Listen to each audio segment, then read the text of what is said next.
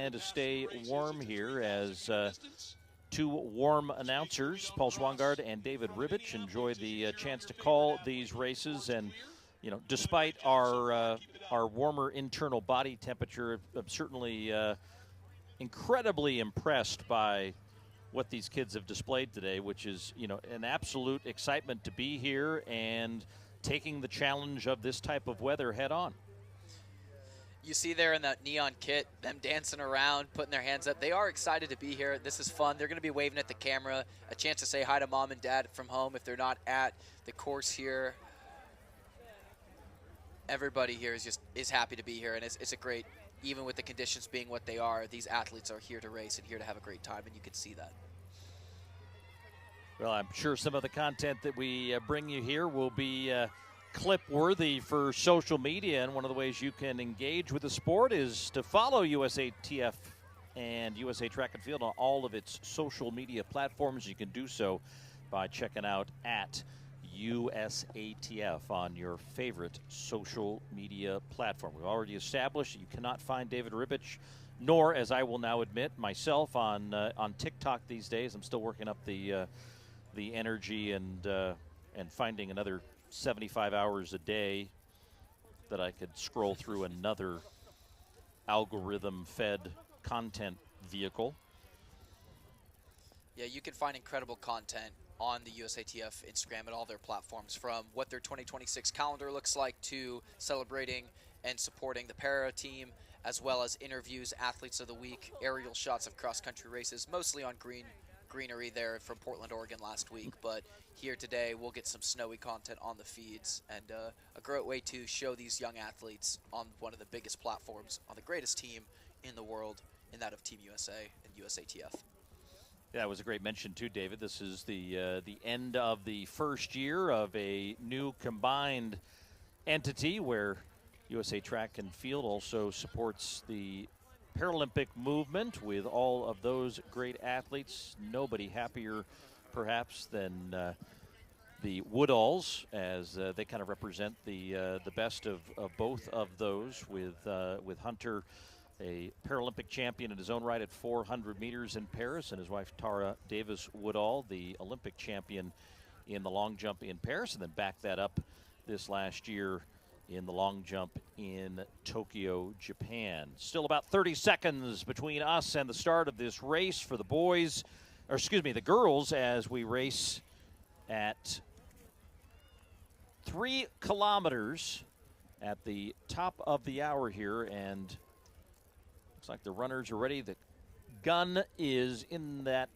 middle of that tent to your right side of the screen, so keeping an eye on that gun going up. There it goes up now on cue, and we're ready to run for this girls' championship. Start list on the left side of your screen.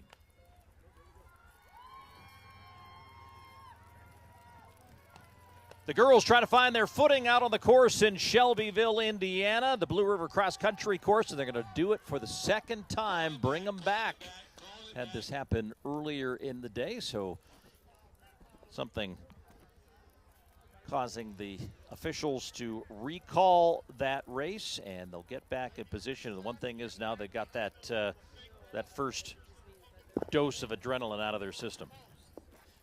And, you know, in the sport at the highest level, you see a red flag. You might think disqualification, but there is none of that here today. This is mostly just a safety precaution of, hey, stop, hold it, go back to the start line. Footing, absolutely a problem here on the start, with everyone just trying to get the best push-off out of their boxes. Well, in the crowd adjacent, all trying to find a good angle to get this start captured on their digital device. Maybe they'll put that up on social media, tag at USATF, and we can crowdsource the imagery that is being collected out on this course. We are now safely underway with the girls 11 and 12-year-old Junior Olympic Cross Country Championship. They'll race the 3K distance, so we'll have 1K as the point at which we can reset the field and tell you who's in the lead.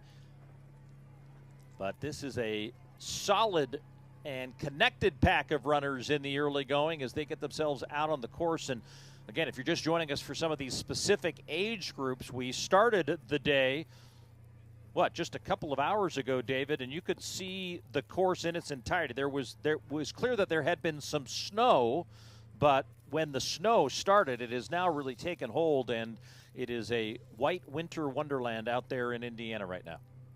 It is, and a great indicator of these conditions, too, is as that flag on that side was raised, it was sticking straight out. It is a windy and snowy condition. Not a great amount of wind, but enough to carry that flag forward.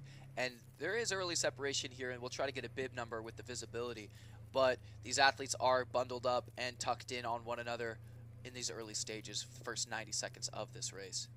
As we try to establish some of those leaders from the Gator. The Gator has to move out of the way here, so we're going to reset and reconnect with that leader here in a moment. Just 90 seconds into this race. We also showed you all the competitors in this division as we populated the start list for you on the left side of your screen. And Gator now waiting for those runners to come into view as they come off one of these kind of would call it minor undulations. You know, we were at a cross-country course that had taken over a golf course last week in Portland, and that brought a lot of interesting challenges, and not the least of which was none of the moisture that was in the region came down as snow. It came down as rain and made for very muddy and challenging conditions for those runners. But here in the early going, these girls seem to be handling the course conditions pretty well, as the rest of the field now shown out on the course as we are 2.5 minutes into this girls 3K championship. And if you joined us earlier in the broadcast, you did see that drone footage, but just with the conditions, there will be no flying. It is a no-fly zone for the drone, but it is certainly a fly zone for these young athletes, beginning to find that nice line on the inside. You can see it now. Instead of taking those wide corners, they are following as close as they can, maybe even the Gator track in these conditions with the snow just piling on. Yeah, we're up to 4 digits on the bibs as well, and that's our challenge here, as we're relying on these pictures as well as you. The good news is, as they make this turn, they're going to come to that first kilometer split, so we're going to be able to get for you these leaders in the early going, hopefully in just a moment. Looks like 2097. That's Arabelle Alersma, as she is out of Maryland in the Maryland Blade. And then Kalliah Body of Maryland Braves. So teammates running 1 and 2 here. Savannah Bronstetter of West Seattle leads that group in tow. She currently stands in third after the kilometer, followed by Bo Sitzman of West Seattle and Tegan Kemper of West Seattle. So we got 2 teams here factoring in the early going as they make up the top 5 in this race early on. Yeah, those West Seattle Roadrunner athletes, I think the team battle is going to be pretty important here. You know, when we saw that close battle earlier between OC Grit and Quick Pace, we saw those tight team scores, and some of that familiarity of being able to just run with your teammate in this space is really important, because that is your familiarity. You know, these courses and these conditions can be unpredictable, but there is a certain level of comfort and predictability running alongside your teammates. So being able to cue off of one another, you see it here with the 2 Maryland-based athletes and Almersa and Bodie, just being able to work with each other, and then the 3 West Seattle athletes working together in that chase pack. See the team scores populating as well on the top of your screen with Quick Track Club. Been very competitive in the girls divisions throughout the morning, and once again competitive here ahead of Plainfield Track, Bowerman Track Club, and then West Seattle, again, very strong and deep at the top of their team. And their 4th and 5th place runners back in about 58th and 88th position unofficially right now. Those will be adjusted as they continue to remove those individual runners from the official results and then re-score the meet in real time through that first kilometer. But Alersma is out and ahead of her teammate Body and will lead this here as we kind of close past that halfway point of the race, David. And you know, kind of a rinse and repeat of some of the races that we've seen in the past, where we've seen one runner really take control of the race early and has just made it very difficult for the rest of the field to come back and challenge. Certainly, this is definitely a conversation that these two athletes from Maryland likely had with their coach, is just setting that early pace, not letting the weather dictate how they're going to run. But you see these top two athletes on the live scoring between Alersma and Body. They are not scoring those points for those teams. They're essentially running there as unattached, but what they are doing is taking away those points from those early athletes. So the top runner right now there in Savannah, she's of West Seattle Roadrunners, sitting in third. She's going to be that first point scorer for the competitive team score. Closing in on 6.5 minutes elapsed on the clock. Alersma still with the advantage. Quick Track Club has settled into that very comfortable 50-point advantage over Plainfield Pack in the battle for team bragging rights. Bowerman closing to just a 1-point difference behind Plainfield in the battle for second overall, but very comfortable and confident running by the 11-year-old from the Maryland Blaze Track Club, Arabelle Alersma.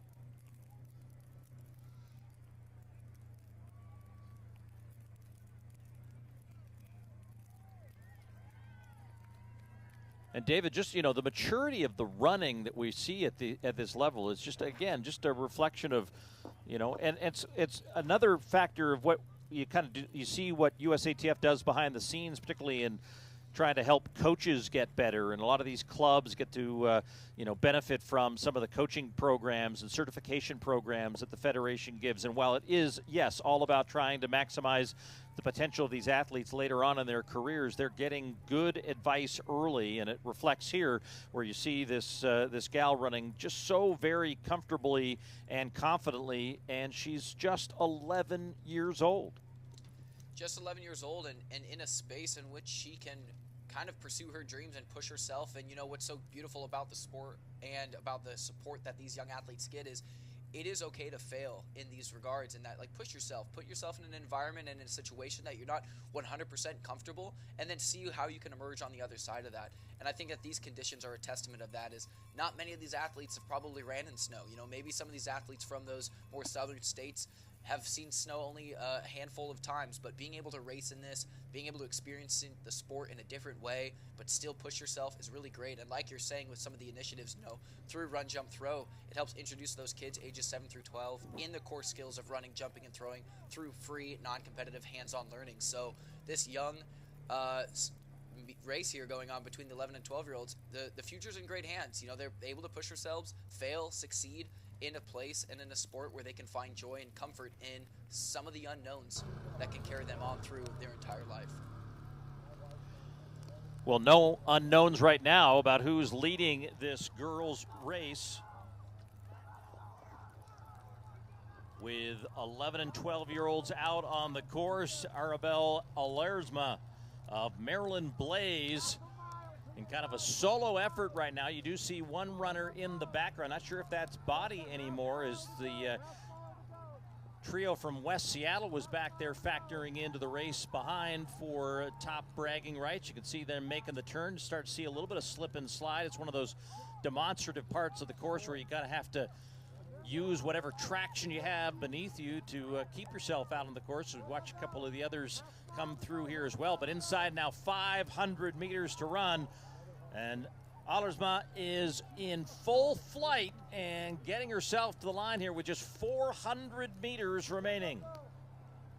This is great to see and exciting to see, especially as an athlete from Maryland being able to come here to Indiana and compete like this with her teammate right behind. The gloves come off there in second place. You saw them throw those out with a quarter mile to go. It's 25 degrees, but these athletes are absolutely heating up this course right now.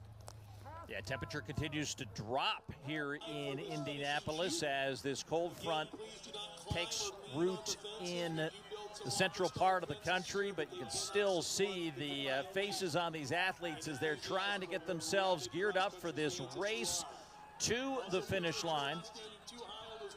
And potentially for a lot of these athletes you see on your screen right now, factoring into that overall team race with Quick Track Club trying to win a team title. They were the leaders after 1 kilometer of the race as we wait for Alersma to be in position to get to the finish line cameras. They kind of emerge out of the snowy fog that has descended out here in Shelbyville. And now, with less than 100 meters to go, another race that was taken control of in the early going, and no one gets within 100 meters of her at the finish line. Arabelle Alarzma of the Maryland Blaze Track Club is your junior Olympic champion, racing right at 11 minutes in winning this 2025 edition of the girls 11 and 12-year-old division. Here comes Kalliah of the Maryland Blaze. She will finish in second, so they go 1 and 2. Tegan Kemper of West Seattle, Bo Sitzman of West Seattle, and Bo Berry also out of the Northwest, and Mercer Island, the Bluebirds represented out here. And then Stella Cicerelli, Summer Dance, Sterling Howard, Leah Cusick, and Claire Nielsen rounding out your top 10 as the girls finish up here the 3-kilometer distance. And like I said earlier, Paul, you get to see the camaraderie between two competitors on the course. They're embracing, they're at the finish. Everyone's celebrating one another, with one another. This is a sport in which, as much as you're a competitor, these are long seasons, and you end up seeing a lot of familiar faces. So being able to support those athletes, one another as competitors and as friends, is one of the reasons why this sport is so incredible to watch. Also trying to see these kids get that breath back into them too, you know, pulling in, what, 26, 27 degree air. That's making your lungs start to feel like they're on fire, but that's not fire generating much warmth. No, it's not, but it's enough right now to kind of, you can see the hands-on. They're all experiencing the exhaustion of this, and you know, I don't know which condition would be better, 25 degrees or 100, but these athletes know how to handle these types of scenarios. So seeing them kind of get shuttled through, and on the bottom right of your screen, you can see some of these athletes continuing to finish strong and make the best of everything and a way to end their season here in Indiana. Well, just great to see sort of the depth of these fields here. We just got hundreds and hundreds of runners coming. You know, the last girls Division 9 and 10-year-olds had almost 250 runners. See now down to about 86th position, but on our live stats that are coming in on the web, already 165 girls across, with many more, as you can see in that lower right of your screen, still working their way into the closing stages of this race with conditions that are challenging. No matter what your goals were today, some coming here to race at their very best and challenge for potentially an individual or team honor. Others, you know, part of those clubs or part of those organizations just trying here to get that championship experience under their belt, and everyone trying to get themselves now to the finish line as we reach 14 minutes elapsed on the clock, and still got racers coming to the line.